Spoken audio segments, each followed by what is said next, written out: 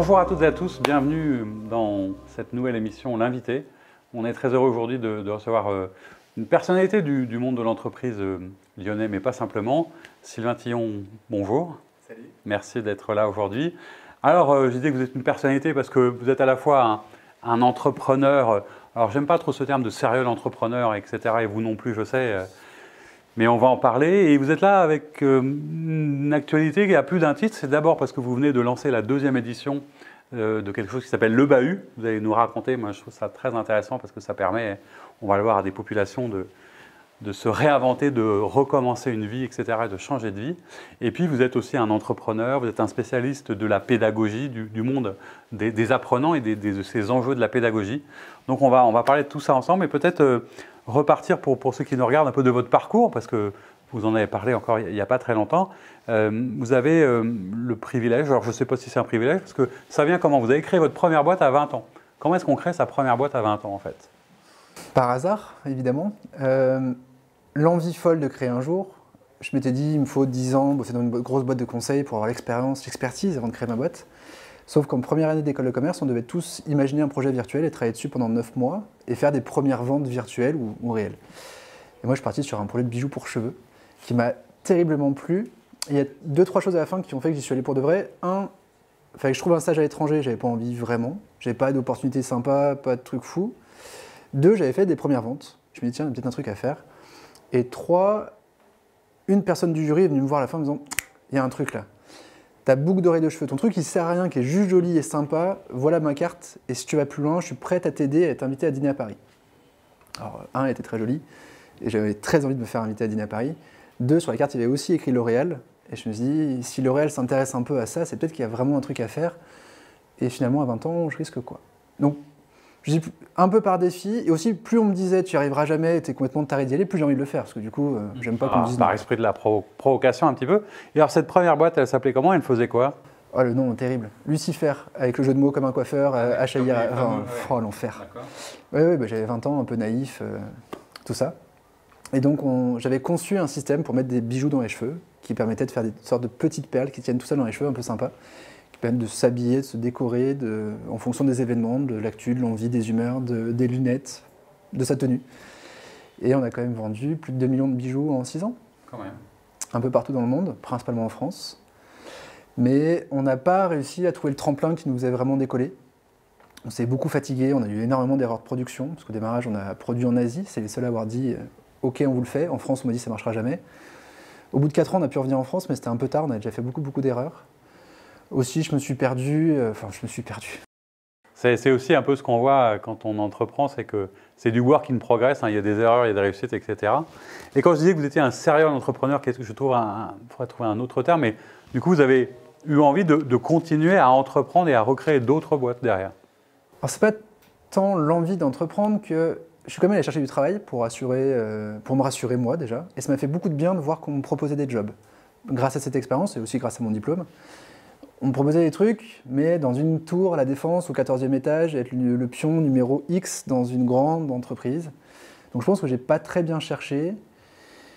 Et pour bouffer, vu qu'en tant qu'entrepreneur, pas droit au chômage et un peu droit à rien, j'ai commencé à faire des petites missions à droite à gauche. Et je me suis vraiment posé des questions, qu'est-ce que je veux, qu'est-ce qui me plaît? Et là, j'ai fait un business plan en 2 pages. Ce que j'aime, c'est transmettre, donner des cours, écrire des bouquins. J'ai créé un concept autour de ça. Ce qu'il me faut, c'est 1 500 € par mois net pour vivre. Combien il faut que je facture par mois pour y arriver. Donc vraiment un business plan un peu par défaut où c'était d'abord les coûts pour voir combien je vais facturer, que je me démerdais pour facturer ce montant-là. De toute façon, j'avais plus accès au prêt bancaire, j'étais coté 0,40 Banque de France à cause de la liquidation à l'époque. Donc de toute façon, il fallait que je rentre de l'argent. Et assez vite, en fait, en bougeant, les gens m'ont fait confiance, m'ont aidé aussi. Il y a aussi un gros réseau, un gros écosystème derrière ceux qui ont échoué, pour les aider à rebondir potentiellement. J'ai assez vite réussi à me payer ces 1 500 € net. Et je me suis dit, entre un 2000, 2005 à Paris, un 1005 à Lyon où je suis heureux et je suis fier de faire ce que je fais tous les jours. Finalement, la différence vaut mieux que je recrée une boîte et que je parte là-dedans. Donc la deuxième aventure, ça s'appelait comment du coup? Sydo, SYDO. Qui est une boîte qui existe toujours d'ailleurs. Et c'est intéressant parce que c'est une boîte qui est une référence dans le monde de l'innovation pédagogique, de l'apprenant, ce genre de choses. Quel est le métier de Sydo aujourd'hui?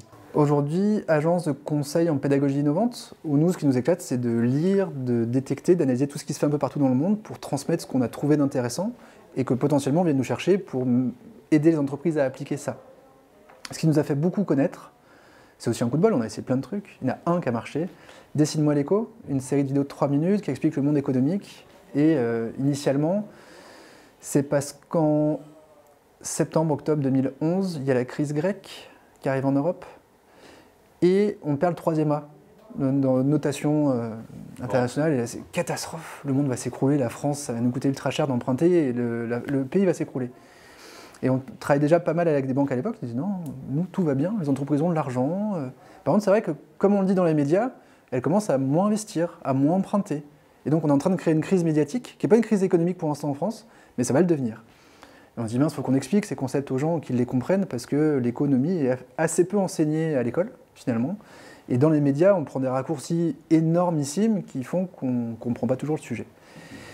Et donc on a produit deux premières vidéos, une sur la crise médiatique et une sur cette crise de la dette, ces 3 A qu'on perdait, qu'on a envoyé à plusieurs médias, à une vingtaine de médias, Challenge, Capital, Marianne, Alternative économique, et d'autres. Il n'y en a qu'un qui a répondu. C'était celui dont je rêvais, c'était un rêve de gosse. Enfin, c'était même pas un rêve tellement c'était énorme, quoi. C'est Le Monde qui nous a dit bah, c'est pas con votre truc, on aime bien votre technique, ça nous plaît. Et donc pendant 9 ans, on leur a fourni une vidéo par mois gratuitement, qu'ils n'ont pas acheté, qu'ils ont diffusé aussi gratuitement sur le site lemonde.fr. Et qui, à l'époque, ces vidéos ont été refusées par l'Éducation nationale. On nous a dit ça marchera jamais, c'est pas un moyen noble d'enseigner la vidéo. Et aujourd'hui, elle se retrouve dans tous les manuels scolaires. Donc c'est assez marrant. Une petite revanche personnelle, mais aussi une histoire qui montre, parce que c'est un des sujets qui est assez passionnant et puis qui va nous amener doucement vers le bahut, c'est comment est-ce qu'on apprend aujourd'hui. C'est à la fois comment est-ce qu'on apprend, comment chacun apprend, mais comment est-ce que les formateurs, les enseignants apprennent. Et là, quelque part, en plus aujourd'hui, avec ce contexte de digitalisation, d'enseignement à distance qui est quand même assez compliqué, toutes ces pédagogies apprenantes, ce qu'on a appris sur les neurosciences par exemple, etc., ça vous a permis de construire un corps de doctrine spécifique sur la manière de bien apprendre quelque part aujourd'hui. Sachant qu'on va avoir chacun une méthode optimale. Et quand je dis chacun, c'est chaque apprenant. L'idée, c'est comment multiplier les méthodes dans sa formation pour toucher un maximum de gens et qu'il y ait un maximum d'éléments qui soient ancrés et mémorisés. Et il y a autant de méthodes que d'apprenants, quasiment. Donc c'est plus de les connaître et pas se dire que ma méthode descendante ou ultra gamifiée ou ultra pratique va plaire à chaque fois. C'est pas vrai. Il y a des gens qui ont besoin de comprendre la théorie avant de passer à la pratique, d'autres qui, plutôt comme moi, je préfère faire des erreurs pour apprendre, parce que tant que je réussis, ça me paraît pas intéressant à apprendre. Ça te challenge moins, quoi. Et que j'ai besoin de vite rentrer dedans pour qu'on m'aide à prendre du recul. Voire parfois, j'ai besoin de challenger les choses pour me faire ma propre idée. Et parfois, je vais me faire avocat du diable aussi. J'adore ça. Je sais. Vous avez un petit côté impertinent. Hein. Alors, Sido existe toujours et vit une belle vie, etc. Mais quand on parlait de cette espèce d'envie d'entreprendre, c'est que vous avez eu une nouvelle envie. Alors, il y a eu aussi des choses plus compliquées. Vous en avez parlé encore récemment dans l'actualité par rapport au fait que parfois, on réussit, parfois l'entreprise fonctionne bien, parfois on perd. Enfin, sur le rebond, sur ce genre de choses. Et vous avez eu un nouveau challenge pour offrir, j'allais dire quoi, un espace à ceux qui voulaient trouver un premier emploi, à ceux qui étaient en reconversion, à ceux qui cherchaient du sens. Le bahut, c'est quoi, quoi d'abord le nom du bahut, en quelques mots, si on voulait comprendre le projet? C'est une école qui propose une formation courte en 3 mois, gratuite et financée par Pôle emploi, donc pour des personnes en recherche d'emploi, et qui garantit un premier boulot parce qu'on a le droit d'intégrer l'école que si on a signé une promesse d'embauche. Et nous, au bahut, là, sur cette deuxième promo, on a reçu par exemple 38 intentions d'embauche d'entreprise et qu'il fallait faire matcher avec des candidats qu'on a trouvés intéressants et qu'on a envoyés dans les entreprises. Une fois qu'ils ont signé, ils ont le droit de suivre la formation pour devenir concepteur pédagogique multimédia, formateur à distance, ingénieur pédagogique multimédia. L'idée, c'est ce que tu disais juste avant, la formation présentielle et la formation distancielle, c'est 2 métiers complètement différents. Ce n'est pas les mêmes méthodes, ce n'est pas les mêmes techniques, ce n'est pas les mêmes compétences. Et de savoir former à distance, c'est un métier. Aujourd'hui, il existe peu de formations sur ce sujet-là, peu de formations diplômantes. Et pourtant, il y a un besoin terrible, parce que dans les entreprises, on a besoin de former les collaborateurs, même s'ils ne sont pas au bureau. Et ça peut être aussi un moyen de créer un lien entre les collaborateurs qui sont loin les uns des autres, et de créer des moments où ils sont ensemble. Mais si c'est des moments chiants, avec un Zoom qui dure 8 heures, avec un mec qui parle face à sa caméra et le chat qui passe derrière et on comprend rien et en plus on n'entend pas bien. Tant que c'est le chat, ça va bien. Parce que parfois, on voit des choses un peu étranges. Ça peut être pire. En fait, c'est plus raté qu'autre chose. Les gens ont perdu leur temps et ils sont pas très contents de leur journée. Ouais, globalement, d'ailleurs, et pour en faire aussi, on a l'impression que pour le formateur, c'est 2 fois plus difficile. Et pour ceux qui sont de l'autre côté, c'est presque 2 fois moins efficace, quoi. Donc il fallait inventer quelque chose. Alors c'était un sujet, un projet que vous aviez en tête. C'est pas simplement le confinement, mais je suppose que tout ça l'a accéléré. Ou est-ce qu'il y a un lien entre les deux? Il y avait le rêve de gosse de créer l'école dans laquelle j'aurais aimé apprendre. Ça, c'est le truc de départ. Après, c'est devenu comment créer l'école idéale dans laquelle on va s'éclater à apprendre et s'éclater à transmettre. Enfin, donner les clés, en tout cas, pour que les gens sachent transmettre. Donc ça, c'est le pitch de départ. Parce que j'ai découvert la Rocket School, une école qui forme des business développeurs. À Paris, j'étais formateur là-bas pour ma boîte d'avant, qui proposait un logiciel pour les commerciaux. Et je tombais complètement amoureux des apprenants, qui venaient de parcours complètement pétés, ou pas, et qui avaient une soif d'apprendre que je ne voyais plus nulle part, depuis très longtemps. Parce que les salariés n'ont pas toujours envie, on leur impose de venir en formation. En école de commerce, on est un peu là par hasard, on ne sait pas trop pourquoi ce qu'on fait là et on n'a pas trop envie d'apprendre. À l'école, l'université ou au lycée, pas toujours simple non plus. Là, il y a des gens qui savaient pourquoi ils étaient là, ils avaient un but au bout, ils avaient un premier job, et en plus l'école était gratuite, donc ça permettait d'inclure tout le monde, avec une vraie diversité de profils, de parcours et de talents. Je me suis éclaté, j'ai adoré, et je me suis dit comment reproduire ça sur un sujet que je maîtrise un peu mieux, ou en tout cas où il y a moins de monde, qui est la transmission à distance. Et évidemment, le Covid a accéléré les choses, parce que les entreprises, autant il y avait un besoin latent, parce que chez Sido ce sont nos clients, autant les boîtes se sont dit, bon, en fait, il nous faut quelqu'un, un spécialiste en interne, et on ne peut pas travailler, sous-traiter tout. Et donc du coup, c'est vrai que le Covid nous a plutôt aidé, enfin le confinement plutôt que le Covid, parce que les entreprises se sont rendues compte que c'était un vrai métier. Alors vous avez une expérience, on va pouvoir en parler, c'est que vous venez de lancer la 2e promotion, donc il y en a eu une première. Comment ça s'est passé la première? Qui y avait dedans? Racontez-nous quelques personnages, quelques personnalités, parce qu'il y avait un peu de tout, de tous les horizons, de tous les univers. Et donc ils ont tous trouvé un boulot, c'est ça, puisqu'ils l'avaient au départ. Bon, on les a tous aidés à trouver un premier boulot, ou certains sont venus aussi avec un boulot qu'on leur a proposé, parce qu'ils connaissaient du monde et qu'ils avaient envie de se former là-dedans. Les envies sont très diverses. Ça peut être de jeunes parents qui voient que l'école dysfonctionne complètement dans la formation à distance, et qui disent qu'il faut qu'on comprenne ça, pour pouvoir aider nos enfants à mieux apprendre à distance et pour mieux former des futurs collaborateurs à distance. On a aussi des gens qui viennent du monde de la vidéo, du graphisme et qui disent faire la vidéo pour faire la vidéo, j'aimerais bien faire la vidéo qui a du sens. Donc une vraie recherche de sens, ou des gens qui ont très mal vécu leur formation interne et qui disent il faut qu'on améliore complètement ça et qu'il faut que j'apprenne pour aider à améliorer ça. Donc les motivations sont très diverses, les profils aussi. On a une moyenne d'âge de 32-33 ans, enfin 33 ans première promo, 32 deuxième. Un niveau de diplôme qu'on ne regarde pas, mais on a du bac plus 8 comme du bac moins 2. Une maîtrise du français quand même, une envie folle, un début de compétences numériques où ils savent allumer un ordi et PowerPoint avant d'arriver chez nous. Mais que c'est pas vrai pour tout le monde, hein, je précise du coup. Il n'y a pas de prérequis trop compliqués. Très élevé. Et après, c'est une recherche de personnalité. On a interviewé 200 personnes dans ce métier pour voir quelles sont leurs caractéristiques communes. Et on cherche à trouver des gens qui ont ces caractéristiques au fond d'eux en termes de personnalité, pour leur dire, après, toi, t'es fait pour, et toi, malheureusement, t'as peut-être très envie, mais tu risques de te faire chier dans 6 mois, et moi, j'ai pas envie de te former à un boulot qui va t'emmerder. Ah oui, donc il y a une forme de sélection, mais qui est plus pour servir celui qui arrive que pour vous. C'est pas un problème de critères de réussite, c'est pas comme quand on sélectionne. De toute façon, ils ont un boulot, donc j'ai réussi. Voilà. Mais si dans 6 mois, il est malheureux, j'ai un peu raté ma mission. Moi, j'ai aussi envie de former des gens qui vont s'éclater dans leur job après. Donc je suppose que ça crée une ambiance assez extraordinaire, où il y a des moments, pas des anecdotes ou des personnalités, vous ne devez pas en manquer. Mais qu'est-ce qui vous reste de cette première année, qui était un challenge quand même incroyable?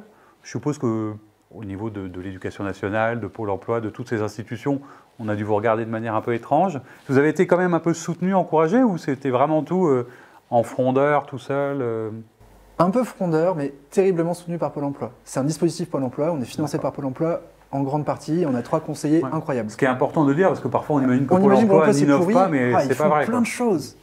Après, malheureusement, ça dépend beaucoup du conseiller, c'est très décentralisé Pôle emploi. Et nous, on est tombé sur 3 conseillers extraordinaires et qui nous aident comme jamais, et qui aident du coup tous nos apprenants aussi à pouvoir suivre la formation. Ils sont dédommagés s'ils ne touchent pas d'indemnité Pôle emploi pendant la formation, pour pouvoir la suivre, et on peut même leur financer un ordinateur s'ils n'ont pas d'ordinateur. Enfin, franchement, le dispositif, extraordinaire. Bravo Pôle emploi, merci Pôle emploi. Mais je ne suis pas allé toquer à toutes les portes, j'avais pas besoin. Avec Pôle emploi, on bosse très bien. Après, ça n'empêche qu'il y a eu des conseillers Pôle emploi qui ne connaissaient pas ce dispositif, qui n'est pas très fréquent. Et je me rappelle une anecdote d'un apprenant qui arrive chez nous en disant mon conseiller m'a dit que c'était une arnaque, il faut vraiment que je vienne. Parce que son courrier lui dit ça ne peut pas être et gratuit et un job garanti, ça ne peut pas exister. Oui, ça faisait un peu... Donc on va te demander de payer quelque part, ou tu n'as pas vu une petite ligne, une petite astérix dans le contrat. C'est bien, ça veut dire qu'on lutte aussi contre les idées reçues, etc. Et cette deuxième promotion, comment elle s'annonce? Qu'est-ce qu'on peut vous souhaiter? Parce que j'imagine que, on parlait du contexte, économiquement c'est pas évident quand même, mais sur ces métiers-là, c'est quand même des métiers en tension où il y a besoin de... Il y a du boulot, il n'y a pas de sujet. Le vrai risque, c'est que la promo 1 nous fait une telle pub, parce qu'ils sont éclatés, parce qu'ils ont produit des trucs incroyables, ils ont atteint un niveau que je n'imaginais pas, qui a bluffé et les entreprises, et Sido, et les gens sur LinkedIn en général avec qui j'ai partagé ce qu'ils avaient fait. Et qui a un petit côté, le film que tout le monde te dit qui va être incroyable, et toi finalement tu vas, pas mal. Mais pas un petit risque de déceptif, quoi. Tellement il y a une promesse qui est forte, etc. Autant la première, il n'y avait vraiment pas de promesse, voire pire, c'était ça va être pourri, ou je sais pas où je mets les pieds. Et du coup, ça a aussi créé la dynamique de groupe, ça a aussi créé cette petite famille. Alors on fait tout pour que ça se passe pas comme ça, mais c'est le risque qu'on peut avoir. Après, en termes de boulot, il y a même une boîte qui a lâché une de nos apprenantes à la fin, alors qu'elle avait signé une promesse d'embauche, et on lui a retrouvé un boulot en une semaine. Donc, et on fait un peu de SAV du coup, ce qui est un peu normal, mais ce qui est trop cool, c'est que les anciens passent nous voir dans les nouveaux locaux, ont déjà parrainé tous les nouveaux pour leur expliquer, pour les guider. Donc on essaie de créer ce groupe, cette dynamique, où ils sont contents d'être diplômés du bahut, même si ce n'est pas de diplôme pour l'instant, et ils continuent la veille. En fait, on leur donne les clés pour apprendre aussi. La formation, c'est apprendre à apprendre. C'est ce fameux droit à la reconversion qui est important. Eux, ils m'apprennent tout le temps aussi. Oui, vous apprenez autant qu'eux, ils apprennent. Tous les jours. Alors, qu'est-ce qu'on peut souhaiter? J'allais dire, c'est un modèle tellement intéressant, ça se fait ici à Lyon, mais je suppose que derrière, vous avez envie quoi, de le reproduire, de le dupliquer, ou alors est-ce que ça reste trop artisanal et ça va rester quelque chose d'un peu exceptionnel? Pour l'instant, l'idée, c'est de rester artisanat de luxe. Je veux garder un niveau de qualité optimal, maximum, qui est très difficile en reproduisant. Et pour l'instant, en fait, ça m'éclate. Je suis content de me lever le matin, et le but, c'est pas d'en faire 10. Après, on verra les opportunités, les rencontres, peut-être que ça peut être quelqu'un d'autre qui le fait ailleurs. Je partage à peu près tout là-dessus, et le modèle éco, et les gens qui on voit sur les réseaux, vous racontez vraiment plein de choses. Si les gens veulent le faire, infos. Libre à vous. Après, envie un peu de militer pour qu'il y ait de plus en plus d'écoles de ce type qui se lancent. Parce qu'il existe la Rocket School pour les commerciaux, pour les Customer Success, il existe Webforce 3 pour les développeurs, Murphy pour les réparateurs d'appareils électroménagers. Là, il y a un nouveau projet à Lyon qui arrive qui s'appelle FAIR, le projet FAIR, où vous venez avec votre personnalité et vous vous donnez les clés pour trouver le boulot de votre rêve. Ok. Il faudrait peut-être que je m'y mette, on ne sait jamais. Je suis peut-être en train de passer à côté. Et je trouve ça important qu'on puisse se reconvertir tout au long de sa vie parce que, gamin, collégien, on nous a envoyés dans une voie par rapport à nos notes à l'école. Alors qu'à 30 ans, enfin à 25, à 30, à 40, tous les âges, d'ailleurs, pas toujours ce qu'on est, pas toujours ce qu'on a envie de faire, parce qu'on s'est découvert, parce qu'on a mûri, on a grandi, on a eu des accidents de vie ou des réussites. Et je trouve qu'on devrait avoir le droit de changer, de dire j'ai fait une étude de droit, mais en fait, c'est pas tout ce que je veux faire Digital Learning Manager. Et qu'aujourd'hui, c'est pas vraiment possible, il faut repartir à zéro, il faut repartir pour 5 ans d'études, et à la fin des 5 ans, c'est même pas sûr qu'il y ait un boulot. Alors, difficile en termes de pari à 30 ou à 40 ans à faire. Et que ce modèle de former sur des métiers en tension, où on est sûr d'avoir du boulot, sur un format court, parce qu'on a condensé l'essentiel, et qui donne les clés pour continuer à apprendre derrière, parce que ça ne va pas des experts au bout de 3 mois. Ils auront les clés pour devenir experts, et dans 5 ans, pour moi, ce seront les experts français du sujet. Aujourd'hui, ils ont les clés pour le devenir. Ça, j'aimerais qu'il y en ait plus d'écoles comme ça. Et j'aimerais qu'on les entende un peu plus pour que les gens se disent « je ne suis pas bloqué dans ma voie pourrie, ou qui ne me plaît plus, ou qui n'embauche plus ». Parce que parfois, il y a 10 ans, il y a 20 ans, ça se trouve, Digital Learning Manager, dans 15 ans, c'est complètement bouché. En tout cas, pour l'instant, ça marche. Et c'était aussi un peu l'idée de cet entretien et l'envie qu'on avait de vous recevoir, parce que c'est à la fois dynamique, c'est plein d'énergie, c'est intéressant. Et c'était ça aussi qu'on voulait raconter. Peut-être qu'on va créer des frustrations, du coup, parce que la prochaine promo, c'est quand? Septembre prochain. Septembre prochain. Il faut candidater à partir de mai. On fera la sélection à partir de mai pour commencer à présenter aux entreprises entre juin et juillet. Bon, on reviendra vous voir à ce moment-là pour voir comment ça se passe. Merci. Merci beaucoup d'avoir été avec nous. Merci à vous de nous avoir suivis et on vous donne rendez-vous pour une nouvelle émission. Au revoir.